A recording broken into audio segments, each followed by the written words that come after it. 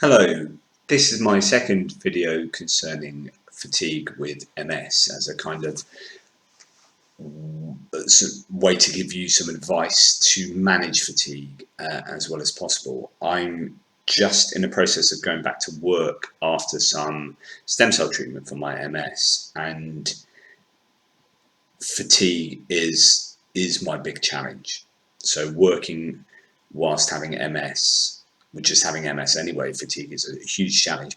But going back to work, as in a stressful job as I do have, in being a teacher, fatigue is going to be my biggest challenge. So I need to make sure I manage all the variables as best I can. So recently I was on a fatigue management course given by my MS team, support team in the local area, which is fantastic. And I thought I'd, as I said to you before, give you some hints and tips. Again, I'm not an expert. This is just me, someone who has some experience with MS and certainly experience with fatigue, giving you some tips. I am not a medical practitioner, so take everything with a pinch of salt. And as any good skeptic should, check what I have to say if you have any reason to doubt it. Now, the thing, as with MS in general, those with MS suffer in so many different ways from each other. You put 10 people with MS in a room and you have 10 different sets of symptoms. Some will be more common than others, so fatigue is definitely one that will pop up more so than other symptoms. It's just a really common one. I think, official stats are something like 60% of people with MS say they have problems with fatigue, but in reality, most people think that it's much closer to 90% probably, or whatever. So it is really a prevalent issue with MS sufferers. I talked to you a little bit about posture before. I'm going to talk to you about sleep today. I am particularly bad in terms of sleep hygiene. I've always been a very nocturnal person, which means that I always used to do work, school, university, whatever, work late at night when I seem to be able to focus better. A lot of my writing and blogging that I've done over the years has been done late at night. The preparation for schoolwork and planning is always at night rather than getting up early in the morning. And that's just the way I am and the way I've always been. But now I need to question whether that's actually going to work in terms of managing my fatigue going forward. And the answer is no, it's not. Staying up late at night and trying to use my brain effectively is just not going to work anymore. My brain seems to shut down a little bit the later it gets, and that's the same with everyone. But I used to have a brain that could certainly cope a lot better with that. Now it takes me so much longer. So, for example, if I was marking books or something and I was doing that at 11 o'clock still, which is not uncommon. So a piece of marking that might take me an hour 2 years ago would now take me 2 hours. So the tasks I'm trying to do later at night are much more inefficiently carried out because I'm tired, and then that feeds into that tiredness cycle, as that makes you even more tired and you get less achieved, so you stay up later to try and achieve more. And I think it's almost, cut your losses, right? Or set up a routine where you're getting that work done earlier in the day or throughout the day. In terms of my teaching, I need to mark a lot more at school with the children. It's more effective anyway, and all that kind of thing, rather than bringing 100 books home and marking things at home late into the night. Now, obviously, most of you aren't going to be teachers, so that's irrelevant. But whatever's relevant in terms of work, for you, so it's managing your workload so that you're getting things done earlier in the day or in cycles where you have high energy. You need to know your body, and one way of doing that is filling out fatigue diary. And actually, they are quite useful because they're really good at pointing out patterns. So just get any kind of timetable of a day, and throughout the week, just note down when you are feeling particularly tired. For me, that's often around sort of early after, sort of 2:30. But then, as a teacher, so that afternoon session gets me tired, and then maybe 6 o'clock, and I just crash, and I need food and whatever, and to get me back in the zone. But you notice patterns, and that's really useful, because if you don't know when you're tired, and maybe why you're tired, or all these kinds of things, then actually managing that is going to be particularly difficult, and you will get fatigue coming to bite you on the ass. You need to know your sleep patterns and your fatigue patterns so that you can manage those very things. So I would advise doing some kind of fatigue diary, and seeing whether a connection to bad sleep and fatigue is there. But almost certainly sleep will be a really important variable in how fatigue manifests itself with you. We all need different amounts of sleep depending on what age we are. You can go and check that out yourselves. But as we get older, some people think we need to sleep either more, some people think we need to sleep less. It turns out that older people and sort of normal adult people will sleep about the same. It's just the way you sleep. Someone who's retired might sleep in stages throughout the day, but if you add up but all their sleep, it turns out they're sleeping less at night. But adding up those amounts of sleep they're getting, they're probably the same. So I'll put adults all into one big sort of category here. But again, people will differ. Some people can survive really adequately on 6 hours sleep, some on 8, some need more or even less. I would advise, though, with MS, just get as much sleep as you can in terms of having a good, solid couple of cycles of sleep at night. Sometimes people say, sleep goes in 3 to 4 hour cycles, so you need a good 2 cycles of sleep throughout the night. And that's really important. So good quality, uninterrupted sleep. Now, what are the barriers to good uninterrupted sleep? Well, you've got getting to sleep, you've got maintaining being asleep, and you've got waking up early. So if you're someone like me who's really nocturnal, you need to sort out the getting to sleep part so that you aren't just, shooting yourself in the foot. So the getting to sleep part is going to be going to bed early enough, obviously. But it's, if you're like me, laptops and phones and all those social media, blogs, stuff to look at, TV, what they do is they actually stimulate your brain a load. A lot of people watch TV just before they go to bed, and actually TV can stimulate you a great deal, so that actually it wakes you up because you're thinking, you're right in there, you're in the zone. If you're watching some kind of fiction drama, it's actually drawing on you mentally, and your brain is very active. Or if you're watching the news and getting really angry, like I do, or whatever. So be careful about thinking, well, watching TV is going to relax me before I go to bed, because actually it can have the adverse effect, the reverse effect. Social media and screens are notoriously dangerous in terms of sleep hygiene.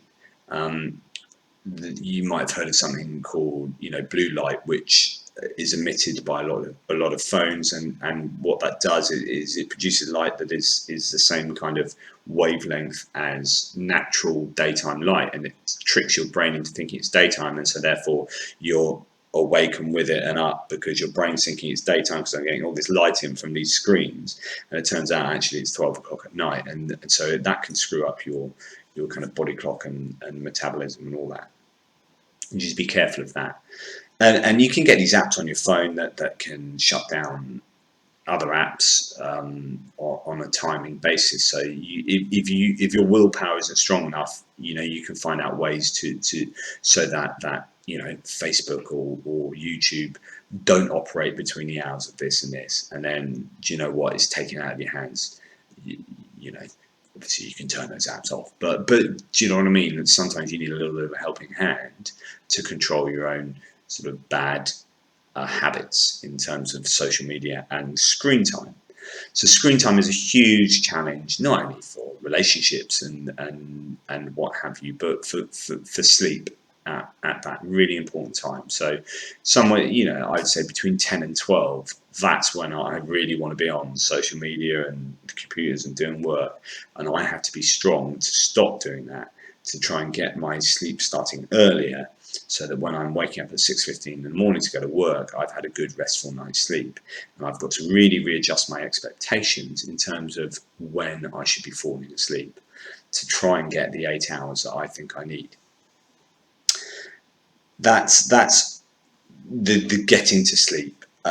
Thinking about when you're having your coffee, tea before you go to sleep, when you're eating, when you are doing exercise, when you're doing all these things that might stimulate you to be awake. Move them earlier in the evening or in the day to try and get that done so that it doesn't interrupt how you get to sleep. Then you have maintaining sleep. The biggest challenge for me as someone with MS is nocturia, basically needing to go for a wee in the middle of the night. Right, that's really common for people with MS because the bladder is quite overactive and inflamed and whatnot. So that's a challenge. If you're waking up 2 to 3 times a night to go to the loo, then your sleep is necessarily being massively interrupted and you are not going to get good sleep, which means the next day you are going to suffer from fatigue. How can you control that? Well, you can get drugs prescribed, so Myrbetriq, whatever it is you take that your GP can or physician can give you to sort of get your bladder calmed down, and making sure that is taking effect over the nighttime period is probably more important than, say, the daytime or morning period. So maybe when you take that is important, because that for me is the big one. My sleep is mainly, well, I'm not very good at going to sleep, but actually I think once I'm asleep I do get rested enough, but that gets screwed up by having to get up to go to the loo a couple of times. And actually over the last 6 months since HSCT, that's one thing that's really improved for me. I don't drink as much. I'm a massive tea drinker, right, which doesn't help. So that's a diuretic, which is not going to help, toileting issues. So, but I don't drink. I used to drink a cup of tea before I went to bed, and it's not a problem. Caffeine doesn't really affect my sleep, although it does for some people. So be wary of that. But it didn't used to, and so I could have a cup of tea before I went to bed and happy days. Then I found that that's really not good for waking me up in the middle of the night. So I've cut that out, and really I don't drink an awful lot. I have water by my bed because obviously you still need to keep hydrated, but you need to make sure that sleep, maintaining the sleep throughout the night is done. And for me, that's managing my drinking before bedtime. Other things that can have an effect on your sleep patterns at night will be whether the room is too hot, the room is too cold. I know that a nice warm comfy duvet is lovely. Apart from when you have MS, it's still lovely, but actually your body temperature is one of those things that you have to manage very carefully, because you can throw your symptoms out of sync and make them worse with a high body temperature. A quarter of a degree change in body temperature can really affect your MS symptoms. So you can get special pillows. I think Chillos, are they, that are cool, because I've got a memory foam pillow, but that actually retains heat, and I can feel the heat around my head.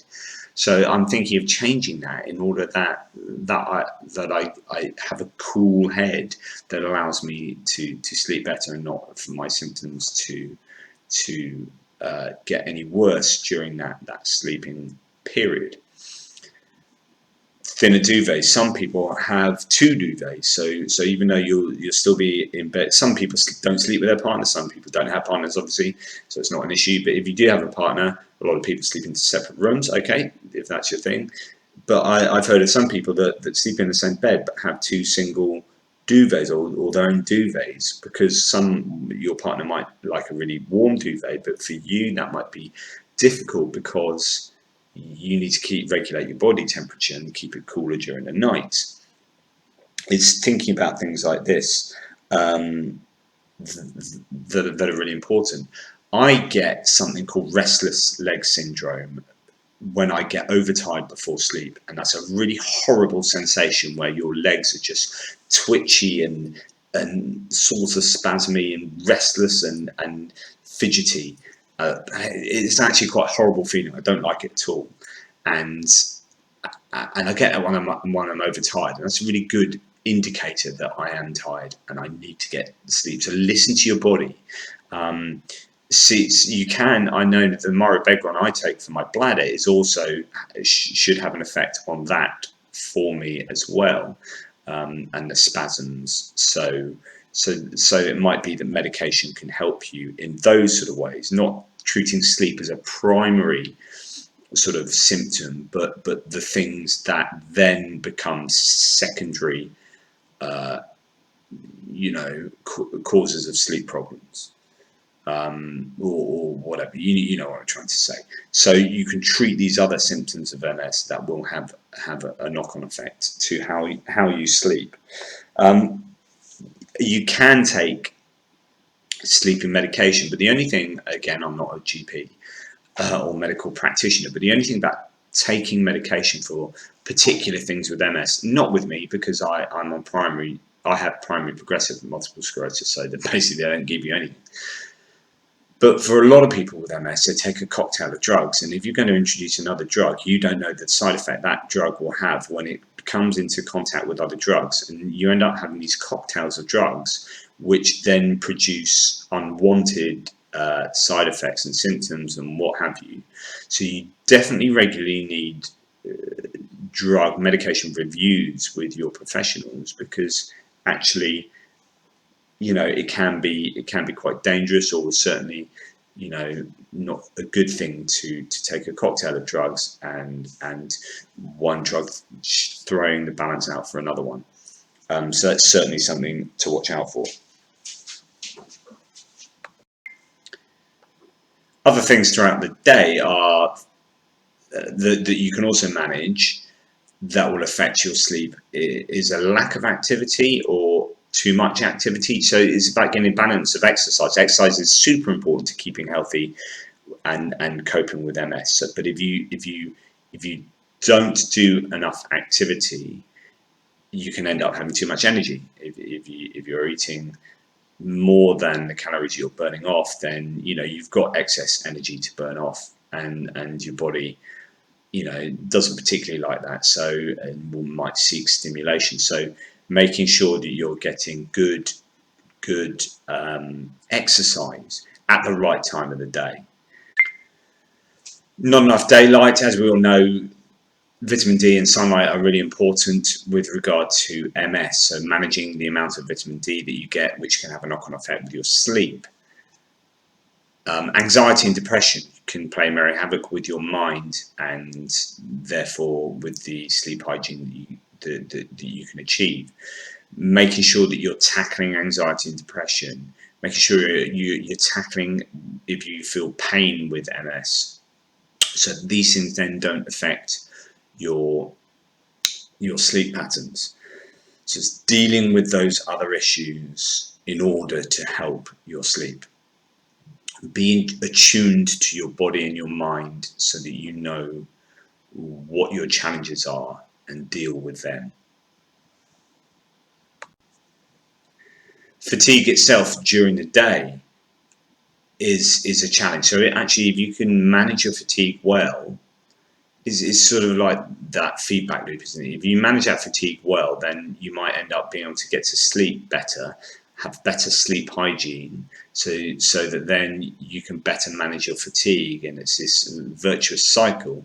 Whereas you don't want it to be a vicious cycle where you can't manage your fatigue, which means you're extra tired, you're overtired when you go to bed, and you get restless day or whatever, and you have poor sleep hygiene, which then feeds into poor fatigue the next day, and you're on this vicious cycle downwards. You want the virtuous cycle upwards, with good fatigue management feeding into good sleep hygiene that feeds into good fatigue management, and that is super important. So that's really dealing with getting to sleep and staying asleep. If you can manage all those things, then you're in a better position. And then it's the other one is waking up early. So make sure you don't wake up early. I've never really struggled with that, but some things that that can affect that are things like hunger, so making sure your food is balanced and that you're eating not only the right things but at the right times of day. Sleep can also get affected by cigarettes and alcohol and things like that. So with MS, it's massively advised to quit smoking and keep your alcohol down. Those things are inflammatory, and this is an inflammatory disease, so be on top of that. I must admit, I still drink, but it's about moderation with everything, isn't it? But going back to the eating, if you eat too much, that can lead you to struggle to get to sleep, as your body is sort of busy digesting and you have too much energy and yada yada yada. And again, if you're eating poorly, it can lead you to wake up early. So if you're not eating enough and you're hungry, so be aware of your eating habits and manage them as well as you can. So just to conclude, because I've been speaking for far too long. Here are your general tips. I'm going to read you some tips that I've got for you to sleep well at night. So stay as physically active as possible during the day, but allow plenty of time to wind down before bedtime. So that's really important. Avoid getting overtired by doing too much, as being too tired can make it difficult to get to sleep. It's one of those kind of odd paradoxes, isn't it? Ensure some daily exposure to sunlight and avoid bright lights in the evening, so tablets and TVs and things. Avoid unnecessary stress or stimulants like caffeine, chocolate, alcohol in the late afternoon and evening. Avoid getting too hot, although some people find having cold feet can also disturb sleep. Keep the same nightly routine every day throughout the week. So some people prefer weekends to be very different from the week times, but actually that can mess around with your sleep cycles. There's research that just came out recently to suggest that having a big, massive long sleep to overcompensate for a week. So say on the whole week, 5 days, you haven't got enough sleep. So you have a massive sleep on Saturday. Actually, that doesn't compensate for that week. Research suggests that that's not how the body works. So don't think you can go in those boom and bust cycles. Establish a bedtime routine, including relaxation, a warm milky drink, taking a warm bath, for example. Although some people with MS, warm baths that's a warm bath, not a hot bath, because hot baths, they will exacerbate the symptoms. Only use the bed as a place for sleeping, not for other activities such as watching TV. Instead of lying in bed awake after 15 minutes of not sleeping, get out of bed and do something calming or boring and return after a short period of time. Don't sort of lie in bed and torture yourself for hours that you can't get to sleep, because actually you can get into those perpetual cycles of where your brain just goes round and round and round, and you're trying too hard to get to sleep and you end up not being able to. Just cut that out, get up, do something that's boring or calming, and then try again. Anyway, I hope that's of use to you. There's just a few tips. Just be on top of be attuned to what your body is saying. Know your fatigue cycles or a diary of when you're fatigued, so that you can manage that better and improve your sleep. Improve your sleep in all those ways that I've said, and think really hard. You may really like watching TV just as you're going to bed, or you may really like being on social media for a couple of hours just before you go to sleep. But that's not good for you. So what you may like and what's good for you are often two very different things, and it takes a bit of willpower and strength to overcome that, and just regulate when you do things, how much you do things, and you will profit as a result. So anyway, any questions or comments down below? Any subscriptions, please subscribe by pressing, I think, this button here. That would be great. Thank you very much. Take care and speak to you soon.